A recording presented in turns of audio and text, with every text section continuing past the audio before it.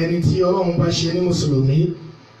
Mo kí wa ní kíkí tí ọlá, kíkí tí ọlá, kíkí tó ṣe wípé kò sí àsìkò tí ó bá mu. Òun ní gbólóhùn assalamu alaikum wa rahmatullahi wa barakatuh. A dúpẹ́ fún Ọlọ́run ọba tí a dúpẹ́ fún, ọba tó kádàrá wa kí a gba òní ní káfí sínú àjẹ́ndà wa kó sì rí bẹ́ẹ̀. A dúpẹ́ fún Ọlọ́run ọba náà. Atọ́rẹ kí a ti jẹ fún Ànábì wa Muhammad sallallahu alaihi wasallam, ìkẹ́ Ọlọ́run àti Ọlọ́run kí wọ́n bá Ànábì náà àti àwọn ará ilé rẹ̀ àti àwọn sàhábà rẹ̀. Àgbọ́wà tí a retí tí a rìn ní erépa òjíṣẹ́ Ọlọ́run náà títí di ọjọ́ ẹ̀san. Mo kí màmá wa alhaja wa Wakila pé a káàbọ̀ sí Al-Imam Prayer Group. Èyí tí a tún bẹ̀rẹ̀ lẹ́ni Ọlọ́run kó má ṣe lò ní dáadáa fún wa, Ọlọ́run kó má ṣe jẹ́ kó ṣe sóore fún wa. Wala hawla wala quwwata illa bó tẹ̀ jẹ́ pé àsìkò sàárì ṣẹ̀ṣẹ̀ tó látọ̀dọ̀ yín ni, and ìyún náà láfi máa lo òṣùlùbù àwọn bàbá wa pé alájà wa Wàkílà ẹ dìde ńlẹ̀ nítorí Ọlọ́run sàárì tí tó dá. Alájà wa Wàkílà ẹ dìde ńlẹ̀ nítorí Ọlọ́run sàárì tó. Alájì Àbíbù ẹ dìde ńlẹ̀ nítorí Ọlọ́run sàárì tí tó dá. Alájà wa Ṣẹ̀rífà Àgùrọ̀ ẹ dìde ńlẹ̀ nítorí Ọlọ́run sàárì tó. Alájà wa Àmínà Láyẹmí ẹ dìde ńlẹ̀ nítorí Ọlọ́run sàárì tí tó dá. Alájà Bísí Adénẹ́kẹ́ ẹ dìde ńlẹ̀ nítorí Ọlọ́run sàárì tó. Alájà wa Hafsọ orí olówó ẹ dìde ńlẹ̀ nítorí Ọlọ́run sàárì tí tó dá. Alájà wa Hasan ẹ dìde ńlẹ̀ nítorí Ọlọ́run sàárì tó. Ẹ̀sìn ni ó kù wá kù bá dé sàárè, ìwà ni ó kù wá kù bá dé sàárè. Alájà wa Táíwò Khairat mama tí ẹ dìde ńlẹ̀ nítorí Ọlọ́run sàárì tí tó dá. Gbogbo ẹ̀yin girama ẹ dìde ńlẹ̀ nítorí Ọlọ́run sàárì tó. Ẹ̀sìn ni ó kù wá kù bá dé sàárè, ìwà ni ó kù wá kù bá dé sàárè.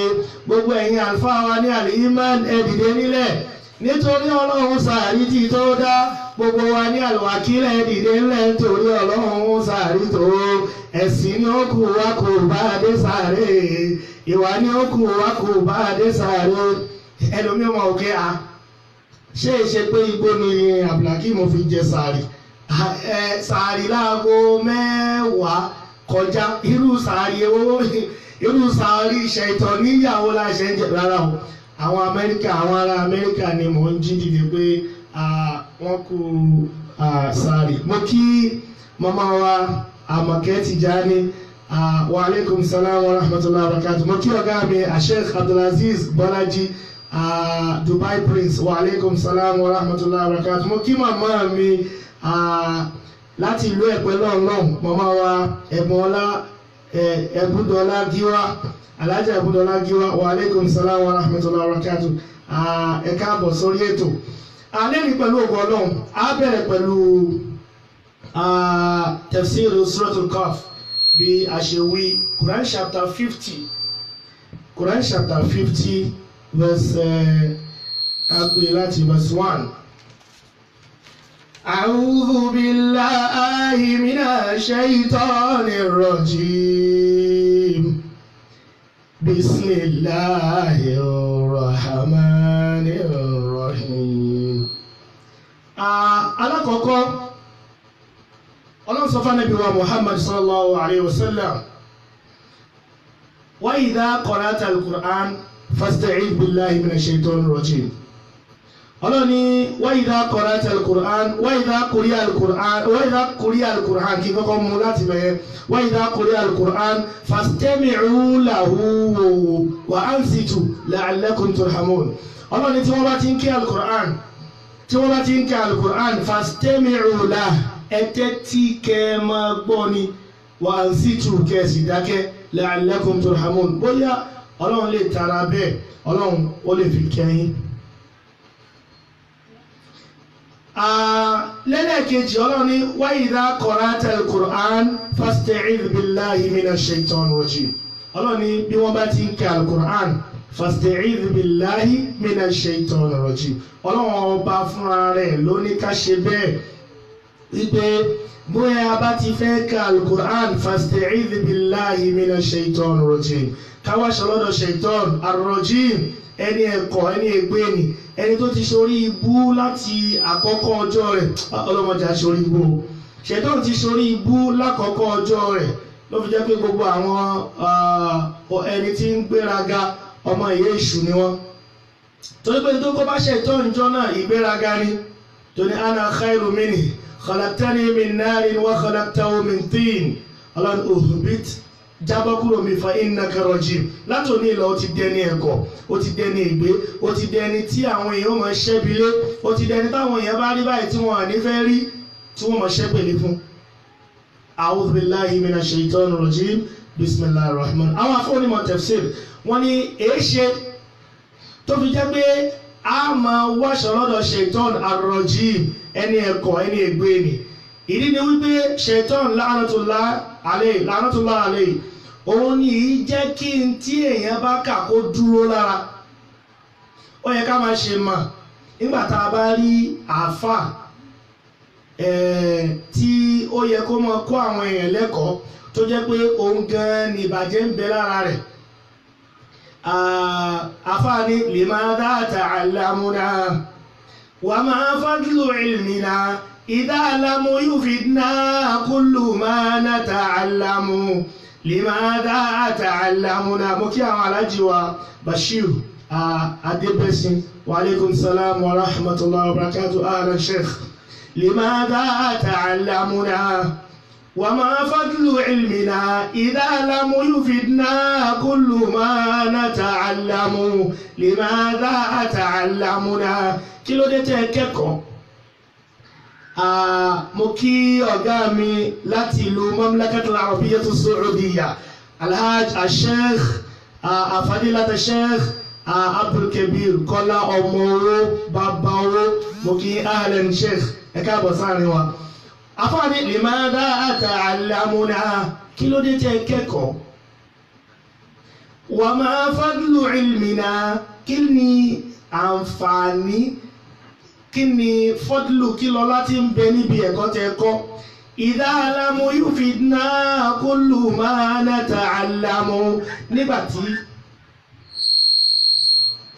nígbàtí ó ṣe wípé in tí ẹ kọ́ kò sáǹfààní ń bẹ. Hello? Nígbà tó yẹ pé gbogbo tẹ́ ẹ bá kọ́, gbogbo tẹ́ ẹ kọ́ àǹfààní kankan ò sí ń bẹ. Ẹ̀rí limadha ta'allamuna, kí ni ìdí tá a fi kẹ́kọ̀ọ́? Wa ma fadlu ilmina, kí sì láǹfààní tí ń bẹ ń bẹ. Idha lam yufidna kullu ma nata'allam, nígbà tó yẹ pé gbogbo tá a bá kọ́ kò nítumọ̀. Ẹ rí pé mò ń sọ̀rọ̀ nípa Shaiton la'natullah alayhi. Àwọn ustaz wa Sheikh Dr. Lukman Idris Shekoni, wọ́n kọ́ wa ní ìtànkẹ́ nígbà tá a wà nílé kéwú lọ́dọ̀ wọn. Wọ́n ní arákùnrin kan bẹ, mo fẹ́ ká mọ̀ pàtàkì ká máa ṣe a'udhu billahi minash shaitonir rajim, ká máa wáṣọ lọ́sọ́dọ̀ Ọlọ́run kúrò lọ́dọ̀ Shaiton ar-rajim. Arákùnrin náà àgbà àfáà ni, àfáà tí gbogbo òlú tí wọ́n dámọ̀ ni òní. Mo kí wọn wá Wùmí Ashiru, wa alaikum salam wa rahmatullahi wa barakatuh. Ahlan, ẹ káàbọ̀ sáàrin wa. Àfáà àgbà yìí gbogbo òlú ló mọ̀. Ó wá dijọ́ kan, àwọn ọmọ ìyá mẹ́ta kan wọ́n fẹ́ ṣèrìn àjò. Wọ́n wá ní àbúrò kékeré kan tí agbára rẹ̀ ò gbé láti bá wọn ṣèrìn àjò. Wọ́n wá ní òkè, ta làwọn trust ń lu yìí? Àfáà àgbà yìí náà ni, ẹjá lọ fọmọ sí lọ́dọ̀, bàbá fọmọ sí lọ́dọ̀, we are saved. Wọ́n bá mú ọmọbìnrin, kì í ṣe pé ọmọ kékeré náà bá náà, ọmọ tó ti bàlágà ni o, tó ti dẹni ọkùnrin ni o. Ṣùgbọ́n wọ́n rí pé ìrìn àjò táwọn fẹ́ rìn agbára rẹ̀ ò lè gbé bẹ́ẹ̀ torí pé jóbìnrin. Wọ́n bá lọ ọ̀dọ̀ àfáà. Ìgbà tí wọ́n lọ́dọ̀ àfáà bá ní rárá o, òun ò gbọ́ ọmọbìnrin o. Àwọn ọ̀gbọ́n ọmọbìnrin wọ́n ṣàpàṣẹ́dì àfa títí àfa wa padà ẹ dákun torí ọlọ́run gbogbo ẹni tẹ́ bá ń pè sórí MTN ẹ má pè sórí ẹ̀ mọ́ nísìnyí torí ọlọ́run ó wọ́n affect program ẹ dákun torí ọlọ́run ẹ má pè sórí MTN pàápàá títí dìgbà tí program ò fi parí. So àfa àṣàgbà àfa wa fi ọmọ yẹn ó lọ fi sí yàrá kan ní ibi tí ó jìnnà síbi tó wà ní outside ilé pátápátá. So àfa yẹn wá sọ fọmọ yẹn pé each time tó bá ti fẹ́ jẹun tó bá ti jáde síta yóò máa bọ́ oúnjẹ lẹ́nu ọ̀nà. So àfa tí wàá gẹ̀ẹ́sẹ̀ gbogbo àwọn àsìkò yẹn náà oúnjẹ àárọ̀ kó tó di kó ọmọ jí yóò ti bọ́ oúnjẹ ń bẹ̀, oúnjẹ ọ̀sán kó tó di kó jáde yóò ti bọ́ oúnjẹ ń bẹ̀, oúnjẹ alẹ́ àti bẹ́ẹ̀ bẹ́ẹ̀ lọ. Ó wá dijọ́ kan Ṣẹ̀tán la'natullahi alayhi ó bá lọ sọ fún àfa pé ewu ń bẹ lóko lóńgẹ́ o lóńgẹ́ fúnra rẹ̀ ewu ọmọ ọlọ́mọ tó lọ fi sínú yàrá ń bẹ̀ tó fojú tó ó ṣàìmọ̀ pé bí nǹkan bá ṣọmọ náà ò ní mọ̀ ni ó yẹ kó o gbé ọmọ yẹn kó o gbé very close to where you are so that tí nǹkan kan bá tiẹ̀ ṣe wàá lè attend sí kíákíá. àfa bá gbọ́ àfa bá fi ọmọ náà sí a room very close to him ó bá fi ọmọ náà bẹ̀ ọmọ náà bá wà ń bẹ̀. ó bá yá Ṣẹ̀tán tó wá padà lọ bá àáfà pé èrè àáfà ọmọ tó fi síbì tí nǹkan bá ṣe náà ò tí ì lè mọ why don't you keep her directly to where you are kó wà lẹ́gbẹ̀ẹ́ ọ̀dọ̀ rẹ bó bá ti ń ṣàdúrà kó o sì máa wò ó tó bá ti ń gbogbo tó bá ń ṣe kó mọ fojú wò lẹ́ẹ̀kan náà sọ́dọ̀ àti nǹkan kan ò ní ṣe. So ká má fọ̀rọ̀ gùn torí àsìkò àáfà bá fọ́ gbà ó ṣàgbọ́mọ wọlé nígbà tó gbọ́mọ wọlé ló bá di ọjọ́ kan atẹ́gùn bá fẹ́ ara aṣọ tí ọmọ náà wọ̀ atẹ́gùn rọra fẹ́ kúrò kékeré. Làfà bá rí pé Ṣẹ̀tán tí wàá gbé àfà yìí náà wọ̀ àfà bá rí pé ọmọ ló dáa tó yìí ní kúkúrú àfà bá ó ṣàbá ọmọ yẹn ní nǹkan pọ̀ ọmọ yìí bá lóyún torí pé ìrìn àjò táwọn ará bíi lọ ìrìn àjò tó pọ̀ ni.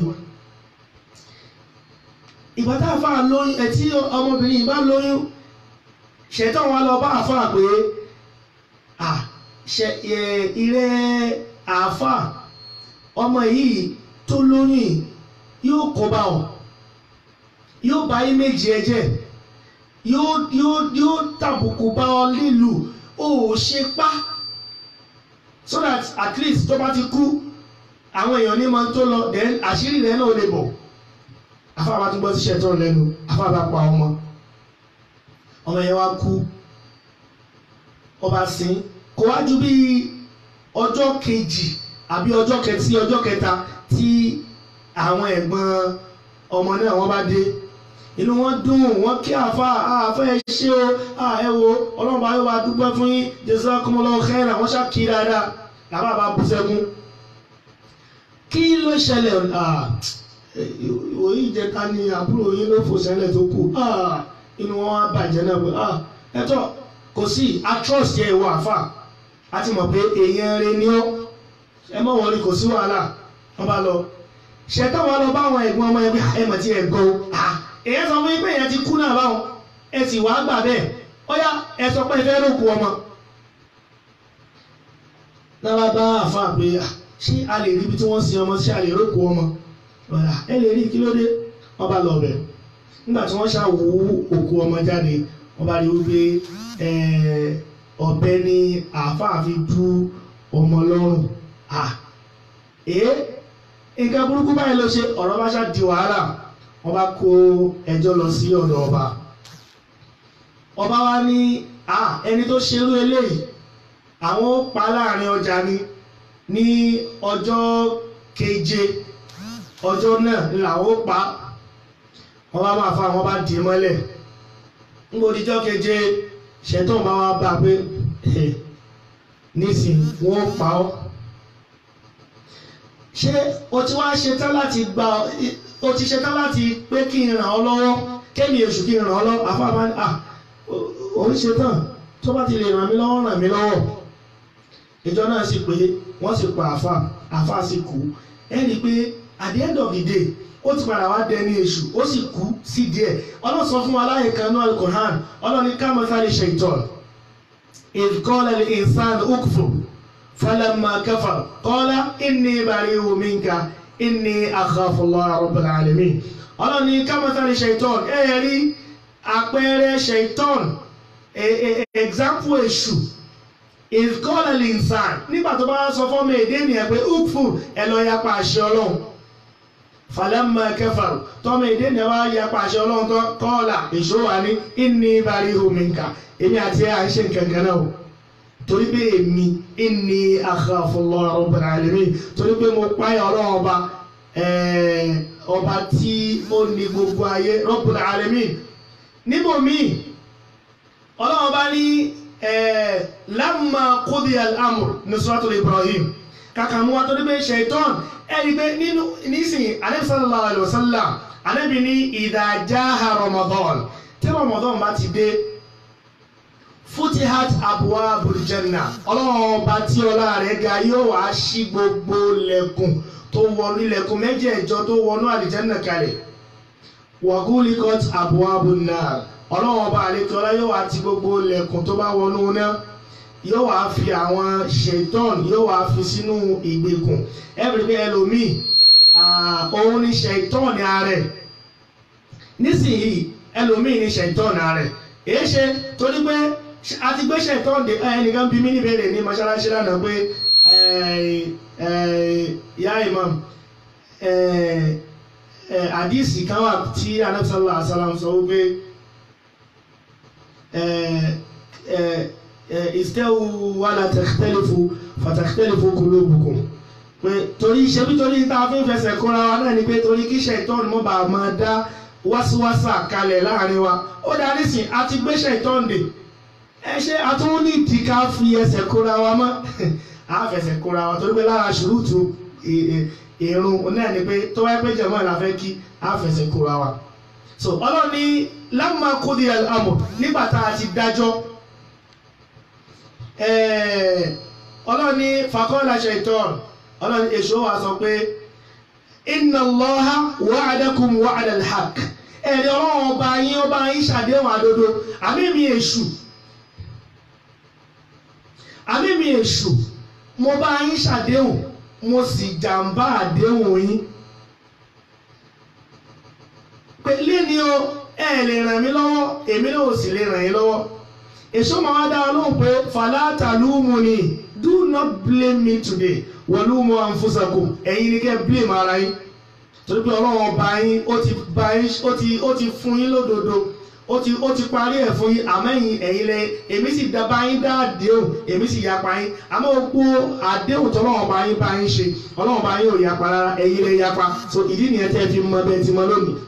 Wa na'udhu billahi min dhalik ẹ̀rí ṣètọ́nù lágbára kankan torí pé ẹ̀rí ọlọ́run sọ nínú Al-Qur'an ọlọ́run inna kayda shaytan kana da'ifa ọlọ́run ní ẹ̀rí ètè ṣètọ́n kana da'ifa ó lẹ púpọ̀ ètè ṣètọ́n ó lẹ púpọ̀ ju tó lẹ lọ́nà wa sọ pé wa imma yanzaghannaka mina shaytani nasghun fasta'idh billah innahu sami'un alim níbo ni ọlọ́run innahu huwa sami'un alim ọlọ́run ní ẹ̀rí bí ṣẹ̀rí bá wá bá yín látọ̀dọ̀ èṣù fasta'idh billah ẹ̀yà wáṣọwá sọ́dọ̀ ọlọ́run torí pé gbogbo aburú ayé pátá ọ̀dọ̀ èṣù ni ẹni pé ọlọ́run ṣẹ̀ṣẹ̀ máa kà fún wa pé aburú oṣó aburú àjẹ́ aburú lẹ́bọ̀lóògùn aburú ògbóni torí pé bàbá ńlá wọn ṣẹ̀tọ́n ni ọlọ́run sì jábá sọ pé a'udhu billahi minash shaitani rajim bismillah ẹ ti kó gbòjá kẹ́nìkan wá dúró kó wá máa sọ pé èṣù tẹ́ o àbùkù kan Sátánì èṣù tẹ́ o gbàgbàgbà màgbà Sátánì létí bó lè gbà màgbà Sátánì létí bó bá ṣọ̀lẹ ò lè gbà Sátánì létí mi ò ṣọ̀lẹ mo gbà wà ní gbogbo oṣó gbogbo àtẹ̀pá ogun àjẹ́ gbogbo ogun èmèrè gbogbo àtẹ̀pá pàtẹ́wọ́ rẹ̀ ò kí ara lè bá pọ̀ àwọn ọmọ ẹni nìkan là ń lọ. Náà ọlọ́run ní a'udhu billahi minash shaitonir rajim ọlọ́run ní Qaf wal Qur'anil Majid قاف والقرآن المجيد الله باني قاف الله أكبر ومن أحسن من الله قيلا ومن أحسن من الله حديثا kò sẹ́ni tó mọ̀rọ̀ sọ bí Ọlọ́run kò sí ẹni náà tó mọ̀rọ̀ sọ bí Ọlọ́run àwọn lẹ́yìn Kristi kan wọ́n ní ẹ̀yin mùsùlùmí ẹ ti gọra yín ẹ mọ̀ pé mẹ́ta lọ́kan bẹ́ẹ̀ ní Al-Qur'an ni ǹjẹ́ wọ́n fi mẹ́ta lọ́kan hàn wá Ọlọ́run alif lam mim Ọlọ́run mẹ́ta lọ́kan nìyẹn alif Ọlọ́run bàbá lam Ọlọ́run ọmọ mim Ọlọ́run ẹ̀mí mímọ́ àwọn eléyìí tábà ní wọ́n ti catapult level to a state of stupor àwọn ni ó dá bí àṣà ọ̀gá wa Sheikh Dr. Zakiru Naik let us agree for the sake of argument wípé alif lam mim Ọlọ́run bàbá Ọlọ́run ọmọ Ọlọ́run ẹ̀mí mímọ́ àbí Yasin ńkọ́ sọ́ọ̀dì ńkọ́ kọ́ọ̀f ètàǹkà ńkọ́ hamim òun náà ńkọ́ ẹni pé wọ́n nílé mẹ́sì wá ṣùgbọ́n Ọlọ́run ní kọ́ọ̀f wal Qur'anil Majid